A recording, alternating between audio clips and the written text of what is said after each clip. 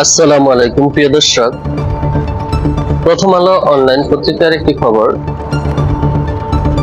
ঘুমাচ্ছিলেন বিবিসির সাংবাদিক, হঠাৎ ট্রাম্পের ফোন, বললেন অনেক কথা।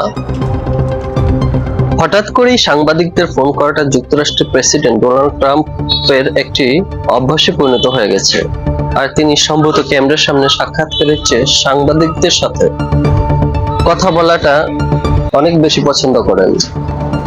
গতকাল সোমবার সন্ধ্যা ছিল আমার বলা, সত্যি বলতে হোয়াইট হাউস থেকে যখন ফোন এলো তখন আমি ঘুমাচ্ছিলাম।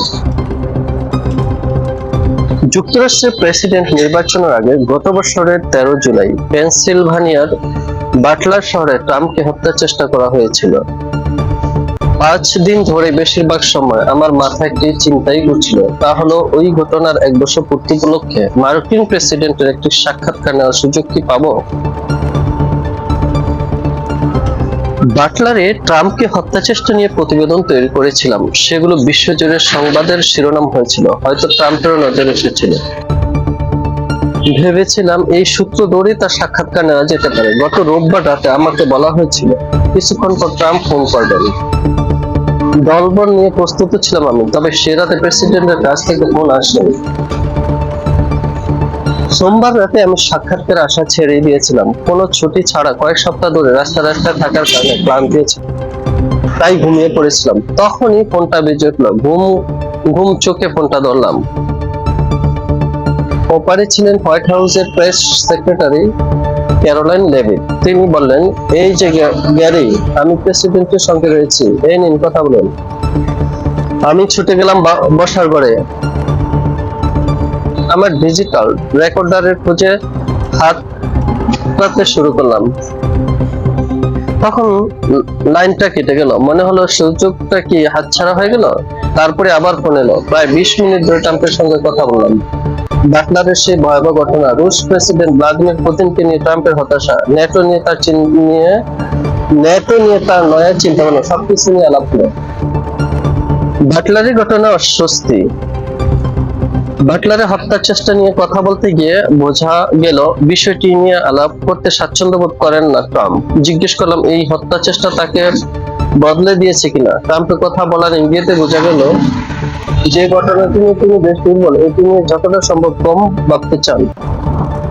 ট্রাম্প বলেন, আমি এই নিয়ে বেশি ভাবতে চাই না, কারণ যদি ভাবি, বুঝতেই পারছেন, সেটা হয়তো জীবন বদলে দেওয়ার মতো কিছু হতে পারে, আর আমি চাই না এটাই তেমন কিছু। পুতিনকে বিশ্বাস করেন কিনা এমন প্রশ্নের জবাব দিতে গিয়ে দীর্ঘ একটি বিরতি নেন প্রেসিডেন্ট। তারপর বলেন, সত্য কথা বলতে আমি প্রায় কাউকে বিশ্বাস করি না, আমি হতাশ। তবে পুতিনের সঙ্গে কাজ এখনো শেষ হয়ে যায়নি। পুতিনের বিষয়ে কথা বলতে বলতে যুক্তরাষ্ট্রের অভ্যন্তরীণ রাজনীতির দিকে দৃষ্টি ফেরালাম আমি। ট্রাম্পের কাছে জানতে চাইলাম অবৈধ অভিবাসীদের গণহারে বিতাড়িত করতে তার পরিকল্পনা কাজে আসছে কিনা। তিনি জোর দিয়েই বলেন তার দল চমৎকার কাজ করছে। এই সময় মেক্সিকো সীমান্তে দিয়ে যুক্তরাষ্ট্র অভিবাসী প্রবেশ ব্যাপক হারে কমার বিষয়টি তুলে ধরেন তিনি। ট্রাম্পের প্রশাসনের কয়েকজন অবশ্য এ নিয়ে হতাশা প্রকাশ করেছেন। তাদের ভাষ্য, অভিবাসীদের বিতাড়িত করার কাজ খুব দৃঢ় হচ্ছে। জিজ্ঞেস করলাম, নিজের দ্বিতীয় মেয়াদে কতজন অভিবাসীকে যুক্তরাষ্ট্রে ফেরত পাঠাতে পারলে সফলতা পাওয়া গেছে বলে ধরা হবে। এর কোনো জবাব দিলেন না ট্রাম্প।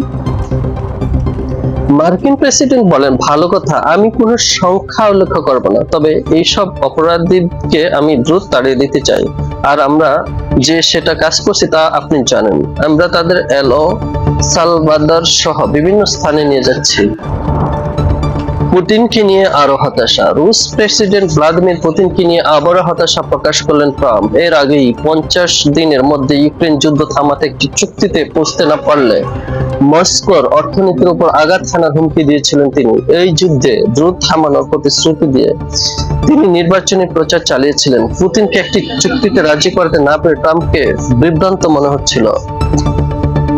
পুতিনের কত কাজের ফারাকের দিকে আবারও ইঙ্গিত করেন ট্রাম্প। তিনি বলেন, 4 বার আমার মনে হচ্ছিল আমরা একটি চুক্তিতে পৌঁছতে পেরেছি, আর তারপর আপনি বাড়ি যাবেন এবং দেখবেন এইমাত্র একটি নার্সিং হোম বা কিয়েভের কোথাও হামলা চালানো হয়েছে। আমি বলে উঠেছিলাম, এত যে আলোচনা করলাম তার কি হলো। ন্যাটো নিয়ে নতুন সুর। এক সময় ট্রাম্প বলেছিলেন ন্যাটো অচল হয়ে গেছে, আমি সেদিকে ইঙ্গিত করলাম। জবাবে ট্রাম্প বললেন, এখন তিনি মনে করেন পশ্চিমা সামগ্রিক জোটটি তার আগের বক্তব্যের ঠিক বিপরীত দিকে যাচ্ছে। ট্রাম্প সবেমাত্র ন্যাটোর প্রধান মার্ক রুত্তের সঙ্গে বৈঠক করেছেন। বিশ্বের বিভিন্ন সংবাদ মাধ্যমের ক্যামেরার সামনে দুইজনের আলাপ বেশ উৎস হয়েছে। ঘোষণা এসেছে যে ন্যাটোর সদস্য দেশগুলোর কাছে অস্ত্র বিক্রি করে যুক্তরাষ্ট্র, যেসব অস্ত্র পরে কিয়েভে পাঠানো হবে। আমাদের কথোপকথনের সময় ট্রাম্প এটি বুঝিয়ে দিলেন যে ন্যাটোর অন্যান্য সদস্য দেশের চেয়ে প্রতিরক্ষায় যুক্তরাষ্ট্র বেশি ব্যয় করে। এই নিয়ে ক্ষোভ ছিল তার, তবে সেই ক্ষোভ এখন তিনি ঝেড়ে ফেলেছেন। মার্কিন প্রেসিডেন্ট বলেন এটি খুবই অন্যায্য ছিল, কারণ ন্যাটোর প্রতিরক্ষা খরচের শতভাগই যুক্তরাষ্ট্রকে বহন করতে হবে। যুক্তরাষ্ট্রকে বহন করতে হতো, তবে এখন অন্য সদস্য দেশগুলো নিজেদের খরচ নিজেরাই দিচ্ছে। আমি মনে করি এটি আগের চেয়ে অনেক ভালো। আমরা ন্যাটোকে বদলে দিয়েছি। দর্শক, এই ভিডিওটি যদি ভালো লাগে তাহলে কি